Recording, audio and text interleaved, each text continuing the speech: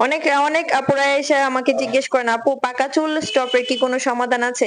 আসলে আপু পাকা চুলের কোনো সঠিক সমাধান নাই। তো এই আপুটাও আসছে পাকা চুলের একটা সমাধানের জন্য। তো আপুটাকে কালার করতে বললাম। তারপর আমরা কালার বোর্ড দেওয়ার পরে আপু নিজের পছন্দ মতো একটা কালার বাছাই করে নিল। কালারটা কিন্তু অনেক ভালো এসেছে আপুটার চুলে। তো লাস্ট পর্যন্ত অবশ্যই দেখতে পারবেন। আমরা কিন্তু প্রফেশনাল ওয়েতে আমরা হেয়ার কালার, হেয়ার স্ট্রেটনিং এর পার্লারের প্রত্যেকটা সার্ভিস দিয়ে থাকি।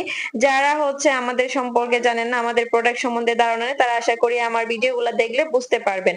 তো আপুটাকে আমরা বার্গেন্ডি কালারটাই সাজেস্ট করি, যেহেতু হচ্ছে উনি চাচ্ছে না ফুল চুল কালার করার জন্য, শুধু যে পাকা চুলগুলা সেগুলাই যেন কালার হয়।